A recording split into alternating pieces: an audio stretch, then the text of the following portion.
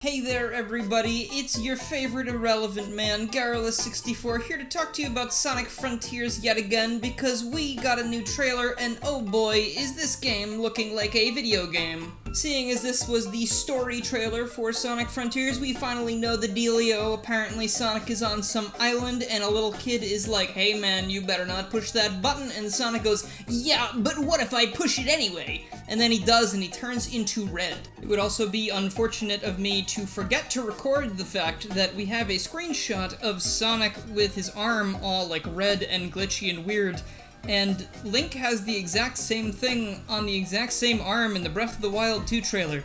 And I'm not saying that it was intentional, but all of the parallels to Breath of the Wild were already there, and I just think that's really funny. We also see that Amy is being held captive, and Roger Craig Smith's performance as Sonic is actually different enough that I thought it wasn't him performing the lines. But I think he just has a much different direction when it comes to the voice this time, and I like that, small snippet we got so far. Before we talk about Sonic Frontiers, though, I want to let you know that I have a new second channel where I'm uploading a video every single day, and it's all gameplay stuff, sort of like my old Mania videos from several years ago. So if you'd like to check that out, please click the card at the top of the screen right now, or else. Moreover, we got more footage of the Cyberspace levels, and it is confirmed they are things like Green Hill and Sky Sanctuary, and aside from the obvious problems of just not growing any originality and doing something different, I guess they look fine.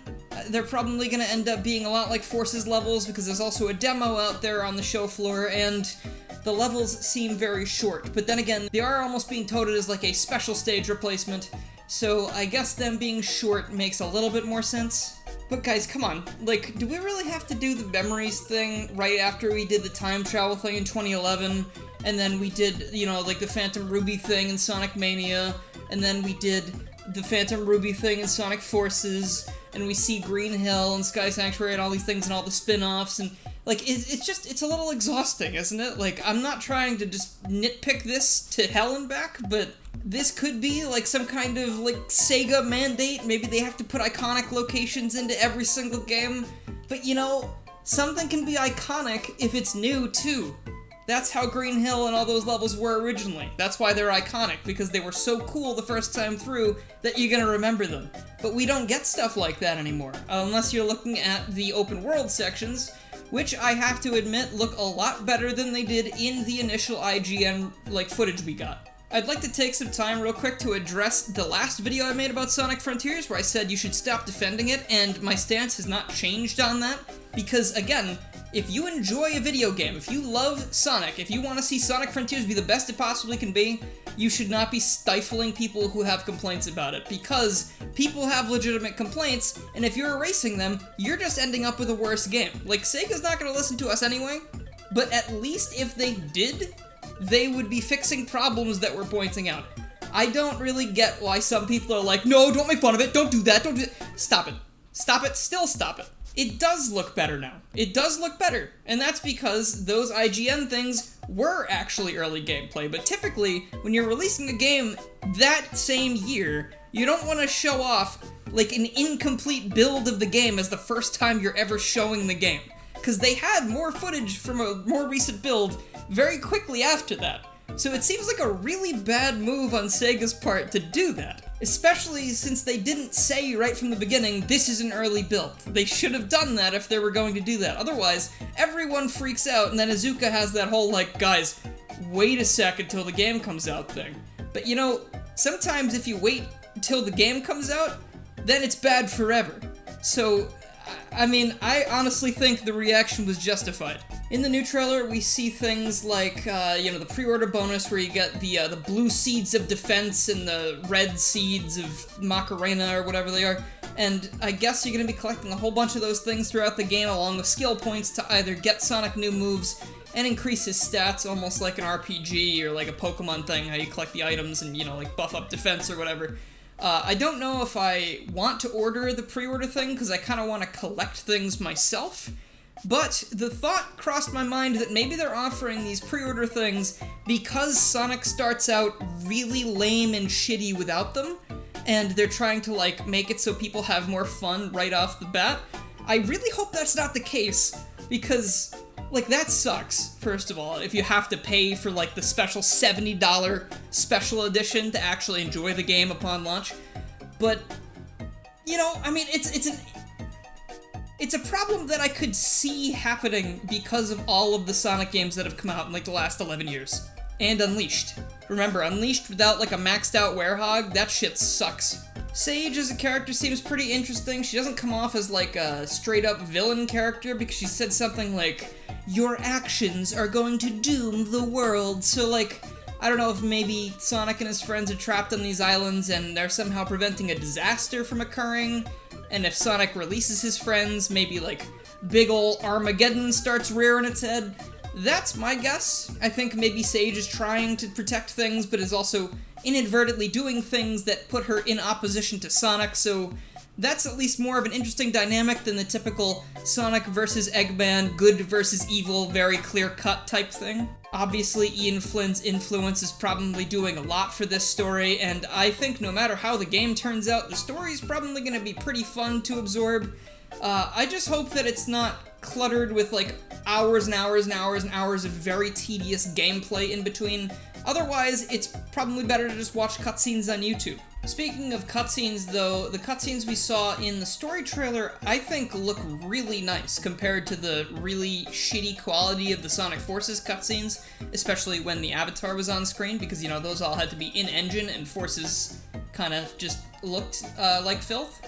My hope here is that these really nice CGI cutscenes are not just for trailers, and they actually appear in the game itself. And I think with the much larger price tag, remember, this is a $60 game, not a $40 or $20 game like Mania. I'm hoping that all of these, you know, advancements that we come to expect out of AAA titles are going to be in this game. So I mean, that's a valid request, right? Other standout things include, I really like that scene where Sonic is straight up about to sock Sage right in the jaw, and Sage is like a small child or an AI or whatever. So that just kind of begs some moral questions. Maybe Sonic's really upset, maybe he has amnesia, maybe he just really wants to punch a kid in the face. Can't really blame him. On a less jokey note, we also know now, thanks to the Steam page, that there are 5 open zone islands we'll be exploring, all with different themes. We've mainly seen the grassy biome area, and that's it. He's kind of running around this massive location looking for those seeds of power and defense and those heart things that might have something to do with, like, maybe getting his friends back. I think that some people were saying that the capsule that Amy's trapped in reminds them a little bit of the weird heart things Sonic was collecting in a previous trailer, so I think that's a very good amount of context clues we're going off of.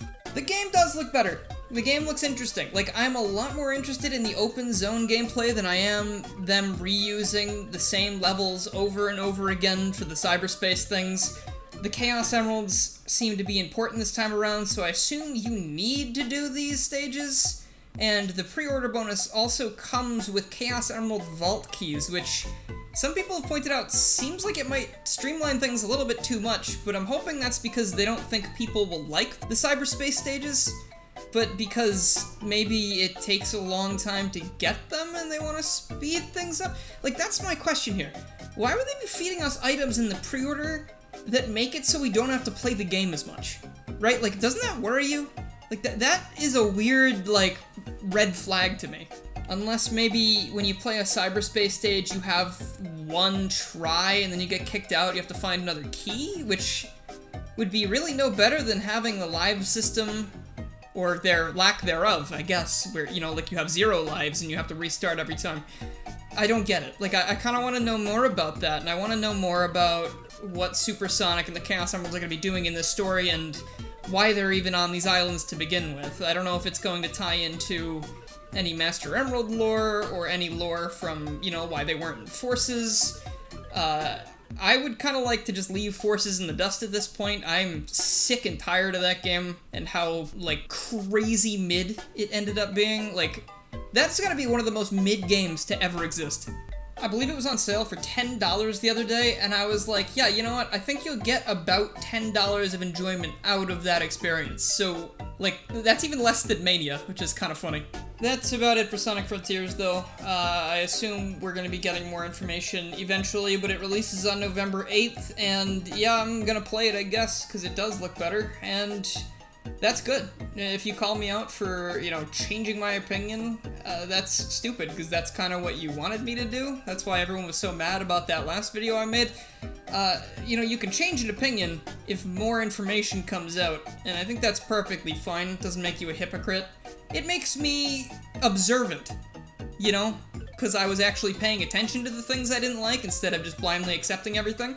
So, do with that information what you will, and I'll see you next week for a video that might have more effort, but we'll see. I don't know. The effort's been matching the passion lately, and the passion well has run dry.